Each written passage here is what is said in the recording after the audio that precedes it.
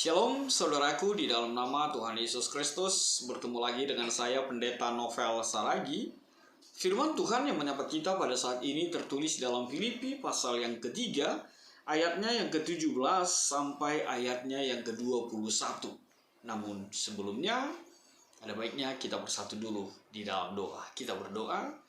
Bapa di dalam sorga, terima kasih Tuhan Yesus buat hari yang indah yang Kau berikan bagi setiap kami. Terima kasih Tuhan buat kerinduan ini.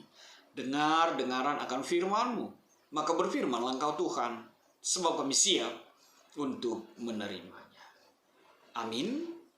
Shalom saudaraku, seperti yang saya sebut tadi, firman Tuhan yang menyapa kita tertulis dalam Filipi pasal yang ketiga, ayatnya yang ke-17 sampai ayatnya yang ke-21 dengan tema berserah kepada rencana Allah. Begini firman Tuhan. Saudara-saudara, ikutilah teladanku dan perhatikanlah mereka yang hidup sama seperti kami yang menjadi teladanmu. Karena seperti yang telah kerap kali kukatakan kepadamu dan yang kunyatakan pula sekarang sambil menangis, banyak orang yang hidup sebagai seteru salib Kristus.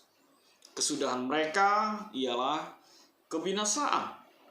Tuhan mereka ialah perut mereka. Kemuliaan mereka ialah aib mereka. Pikiran mereka semata-mata tertuju kepada perkara duniawi. Karena kewargaan kita adalah di dalam sorga.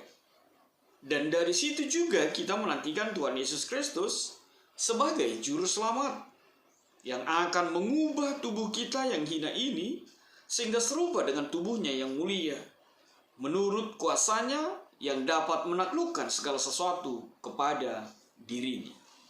Demikian firman Tuhan. Saudara-saudara yang berkati dalam nama Tuhan Yesus Kristus, kemarin saya bertemu dengan sahabat, bisa juga sebagai bapak, bisa juga sebagai pribadi yang mendukung saya dalam sebuah pelayanan saya. Ada acara kebetulan anaknya menikah. Ada pertemuan, ada pembicaraan yang sangat membekas dalam diri saya ketika bapak ini berkata,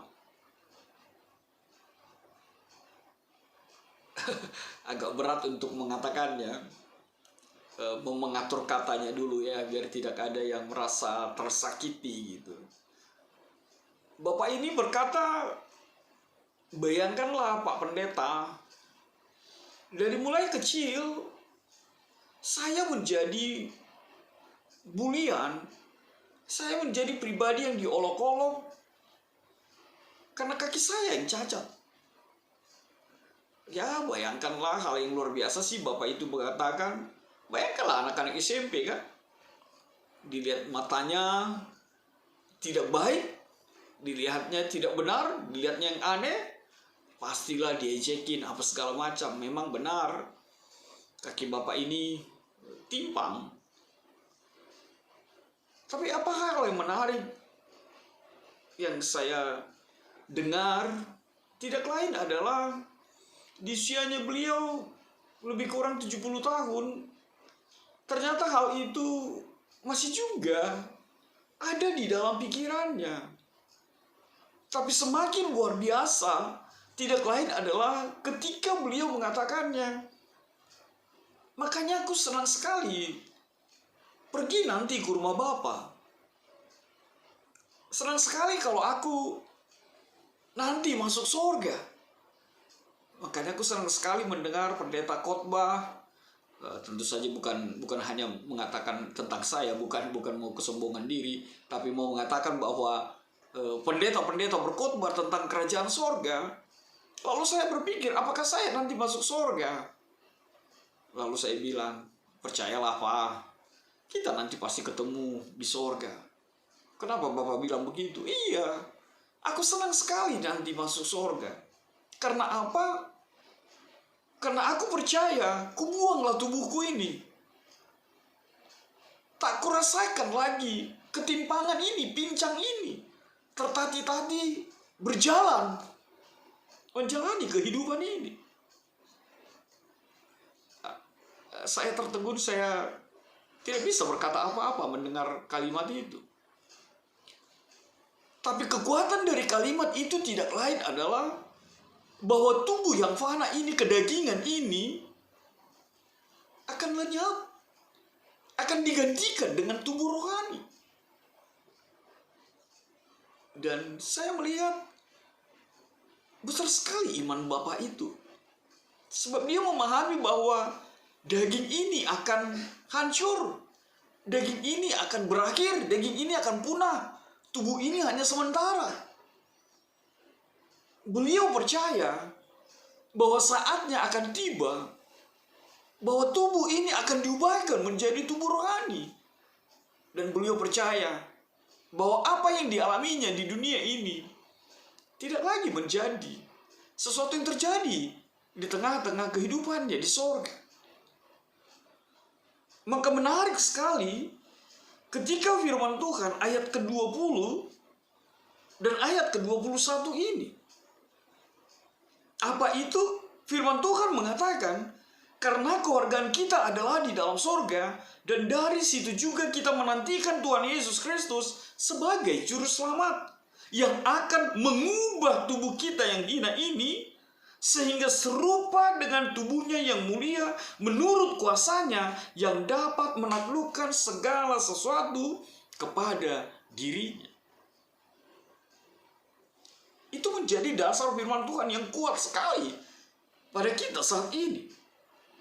Kewarganegaraan kita adalah di dalam sorga, dan saatnya tubuh kita yang hina ini diubahkan menjadi sama seperti tubuh rohani Kristus ketika Tuhan Yesus dibangkitkan, mengalahkan kematian itu sendiri.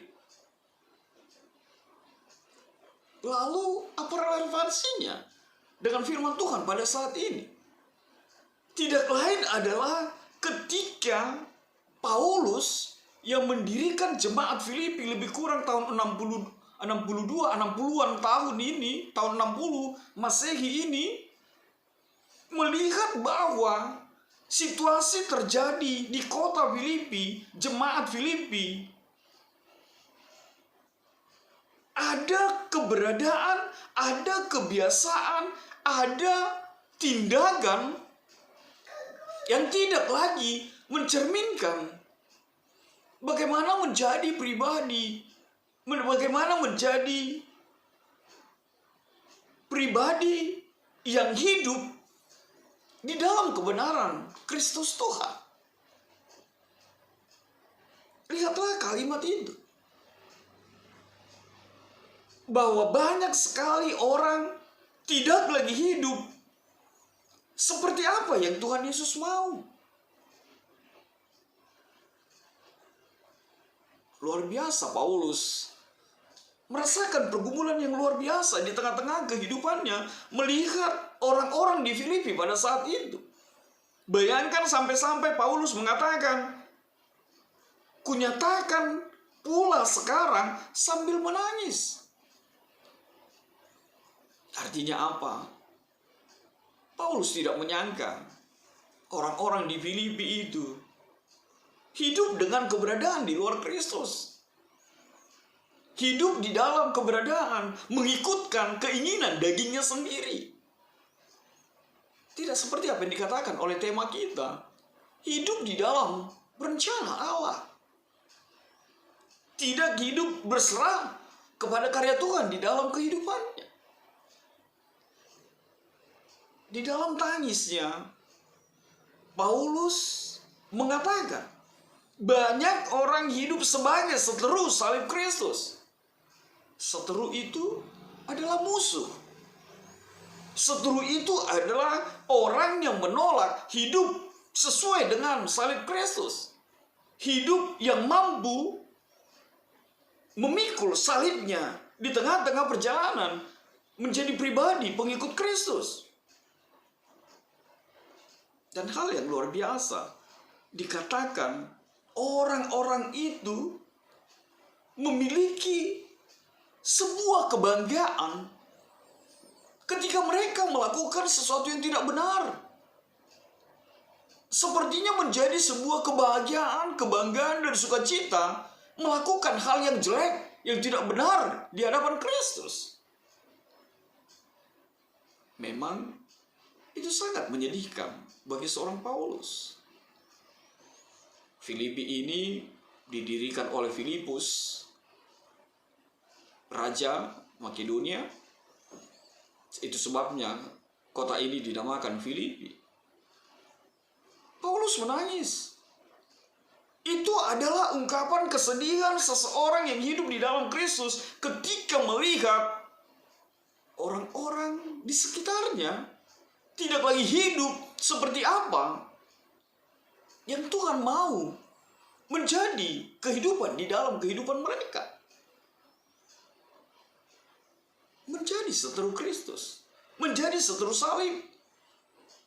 Padahal Tuhan mau kita menjadi sekutu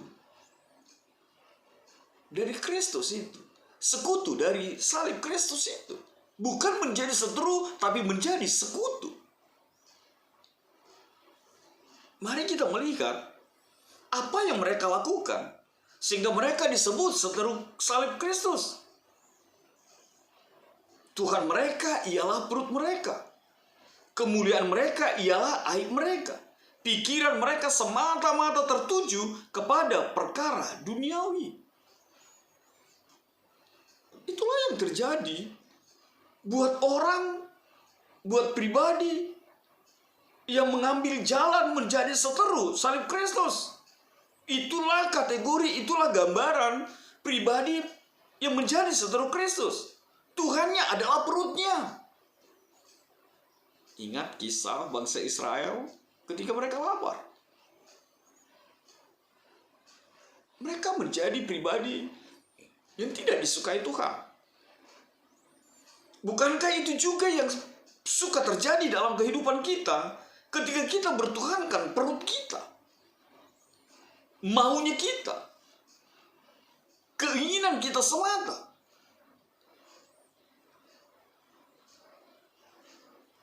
Pribadi yang hanya mau menyenangkan perutnya saja. Kalau dikatakan Tuhannya adalah perutnya, itu tidak lain adalah bicara tentang orang-orang yang serakah, orang-orang yang tidak pernah puas, orang-orang yang melakukan apapun demi untuk mengenyangkan perutnya.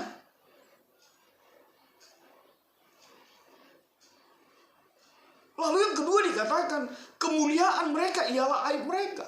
Ini yang saya katakan tadi, bahwa mereka justru bangga ketika mereka melakukan dosa itu. Bahkan mereka menganggap bahwa itu adalah kehebatan, itu adalah kebanggaan. Bukankah ada saja orang yang kita temukan seperti itu? Bangga melakukan kesalahan itu. Wah, aku hajar dia tadi. Wah, aku maki dia, aku pukul dia tadi. Biar di situ, biar tahu dia. Dia pikir rupanya siapa dia. Dia pikir rupanya siapa aku ini gitu. Apa dia gak kenal aku? Dia seakan-akan bangga dengan kemuliaan melakukan sesuatu yang tidak benar. Memaki orang lain, lalu dia bercerita, membanggakan dirinya. Padahal orang yang dimakinya, orang yang dibentaknya, orang yang menerima telepon itu belum selesai pembicaraan lalu mematikannya, begitu tersakiti, bahkan menangis. Tapi dia dengan bangganya mengatakan, menceritakan bagaimana dia memperlakukan orang lain sehingga pribadi itu menjadi terhempas. Tuhan mengatakan, itu adalah hidup di dalam seteru Kristus. Pikiran mereka, ini yang ketiga, pikiran mereka semata-mata tertuju kepada perkara duniawi. Itu kategori yang ketiga. Ada pikiran yang selalu tertuju kepada hal-hal duniawi. Lihatlah apa yang dikatakan Paulus ini. Seteru Kristus itu adalah ketika kita bahkan hanya memikirkan tentang dunia ini. Benar, dunia ini kita butuhkan.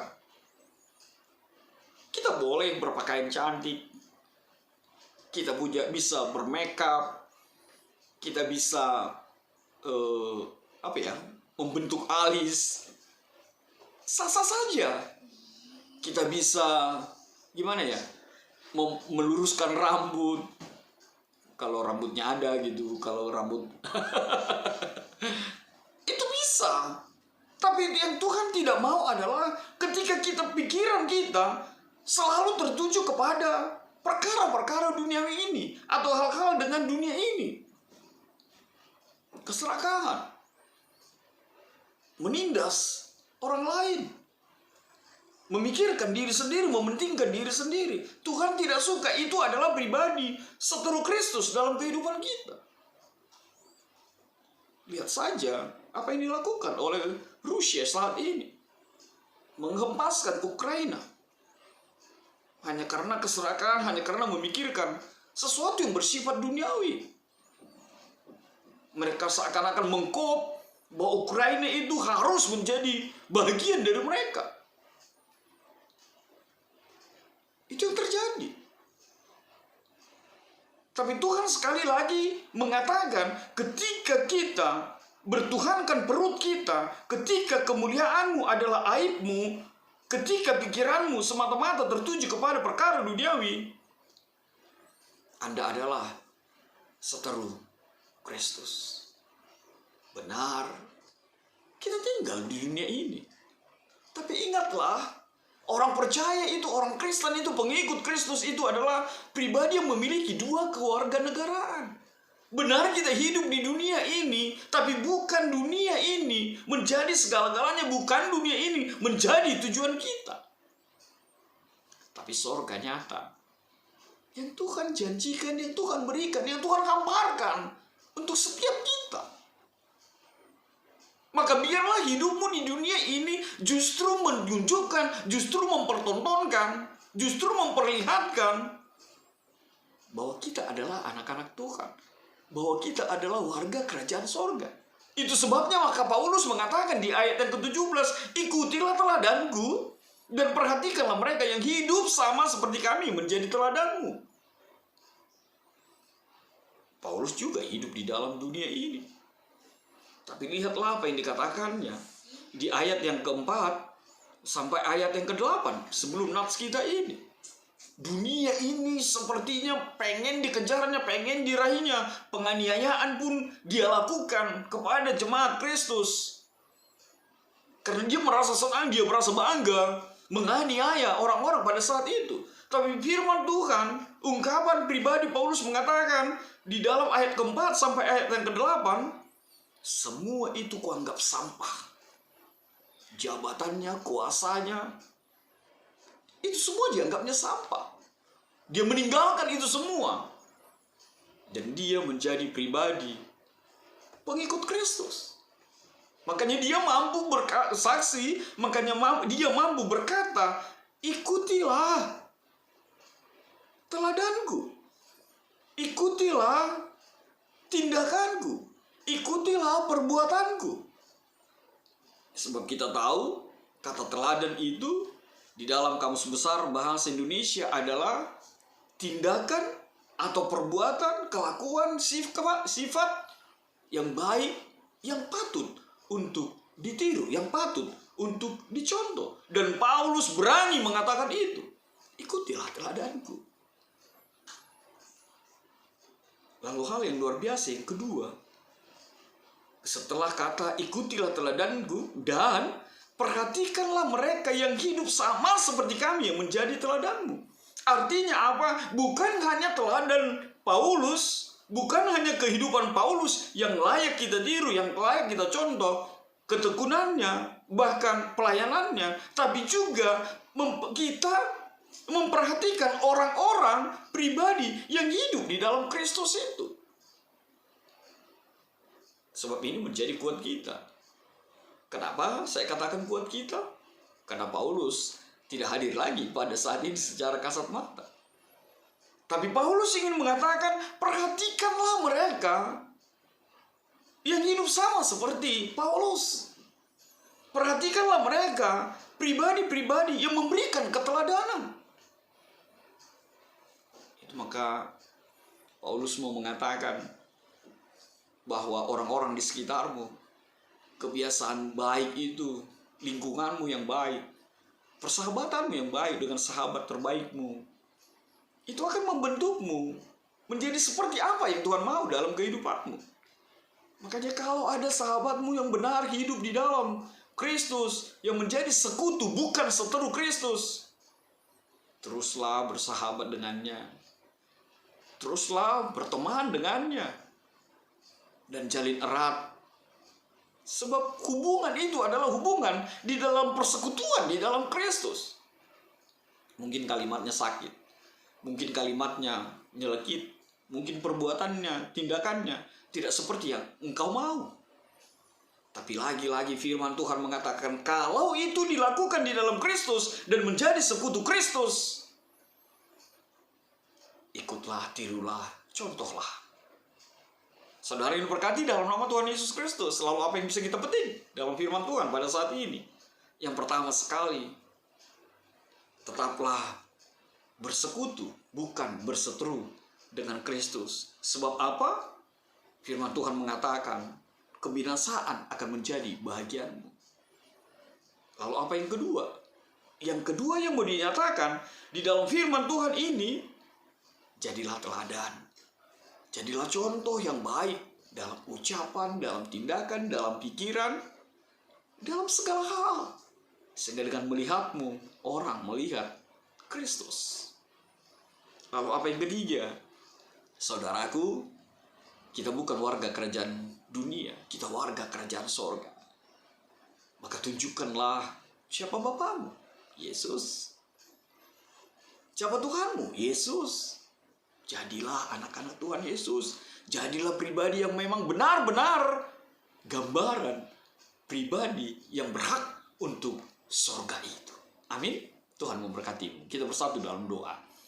Terima kasih Tuhan buat kebenaran firman-Mu. Biarlah firman-Mu Tuhan menjadi kuat setiap kami berjalan dan menjadi teladan dalam kehidupan kami. Dalam kasih-Mu Tuhan Yesus, enyahkanlah virus-virus ini. Amin.